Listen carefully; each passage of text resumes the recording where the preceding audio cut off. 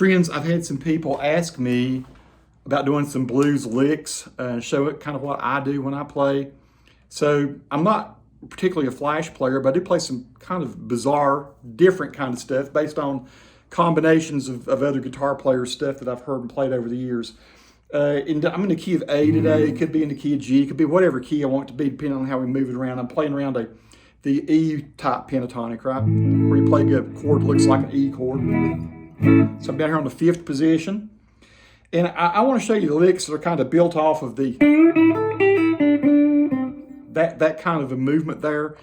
A lot of people are very familiar with this, and I do some little things that are slightly different, subtly different off of this.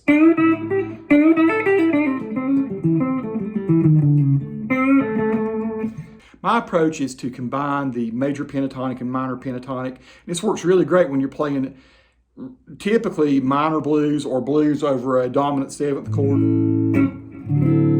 or so on this kind of lick, you know, you're going to stretch your 3rd string up and play over your 2 notes here.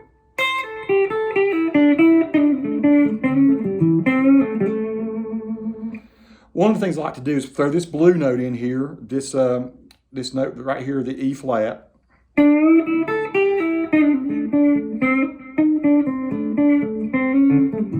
And of course, hammer back on to this note, which is part of the A chord, the D flat. So let's play through that again.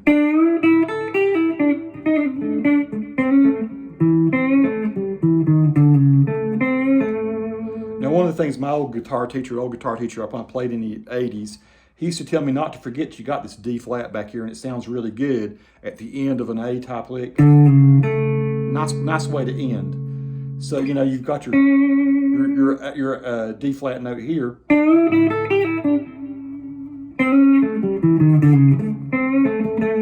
Right. You got this note, this one.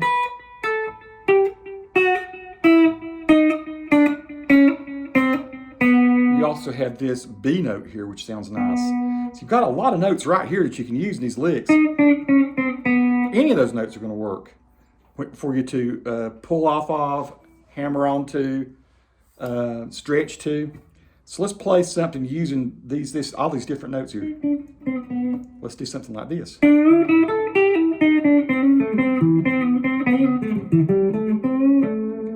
That's kind of neat.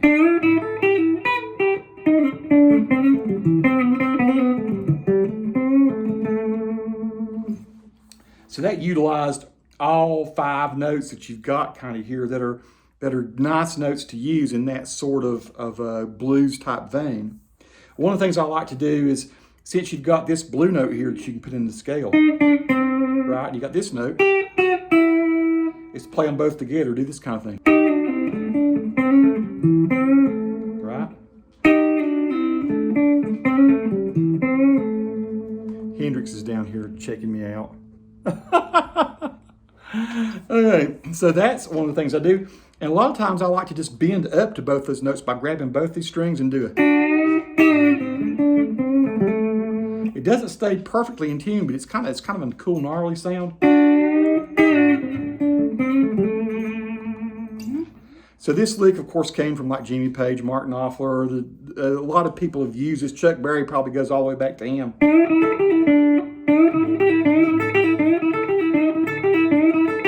It's just a repeating kind of lick that you can do. I like to do that a lot.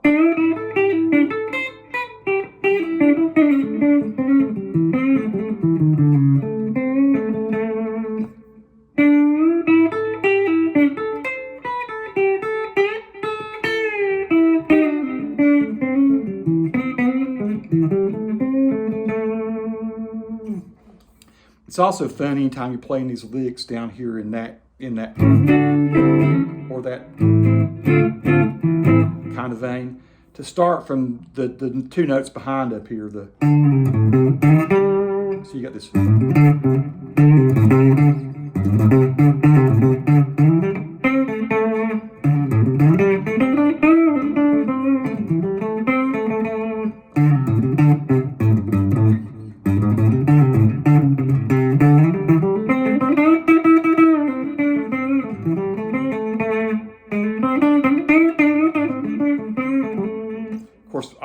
notes here. And they're going to work built over an A blues, right? Or if we're in a key of G, it's going to work right here. And that back, the two back notes would be.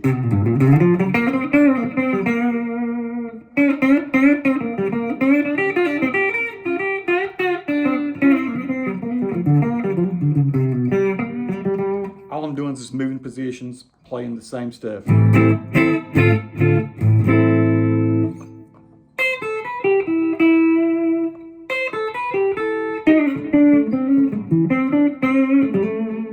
All I'm doing on that's backing off on using a minor and major pentatonic scale.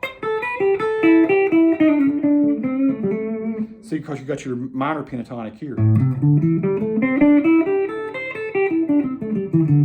Or your blues pentatonic. You got your major one right here over it.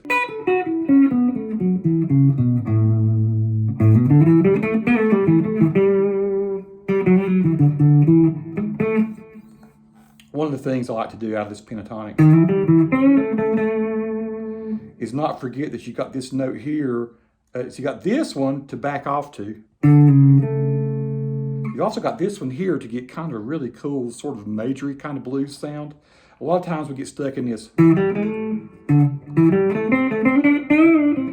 But back up to this note right here, which is a G flat, right? Let's go.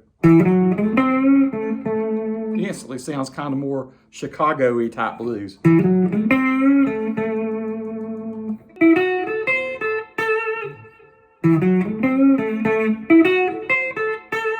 It's there too.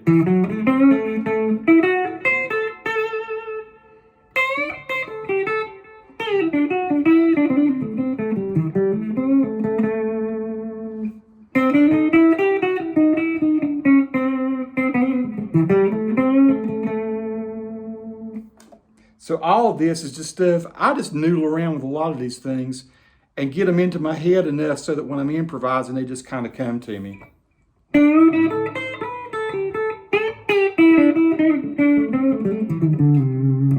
Now I'm trying not to go down to the B.B. King box down here today. That might be something we move on to in the next little series of licks. A lot of times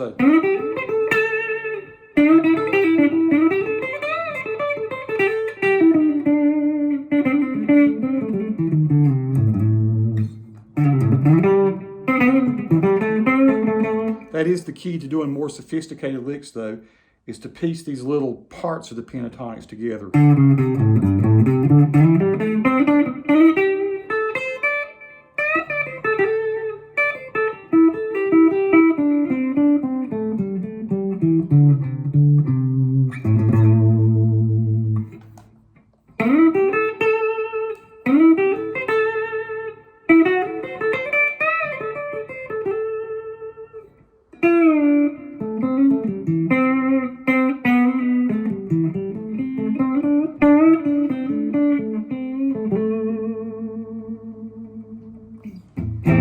Hopefully someone's got something they can take out of that that you might not have heard before, might not have seen before, or considered doing. I'm gonna keep doing maybe one of these once a week, just to show various different approaches that I have in different positions to licks and stuff that I like.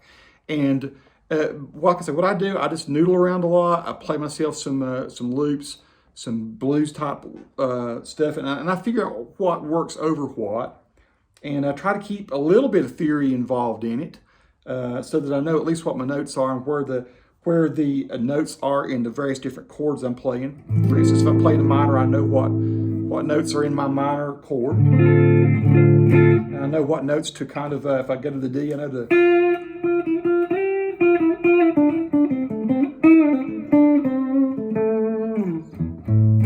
Go back to the A, I know where to go to. I'm going to go to the E.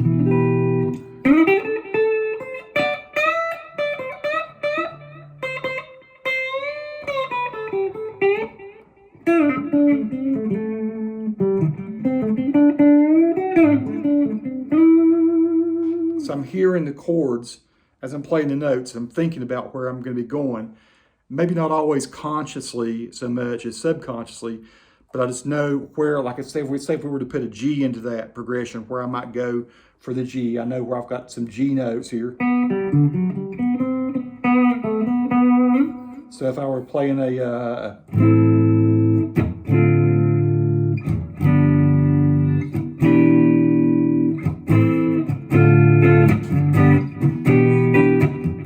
that sounds a little more pop than it does blues, but very much could be a blues progression over the top of that. More to come, folks. Peace to all who watch. Subscribe to the channel if you like.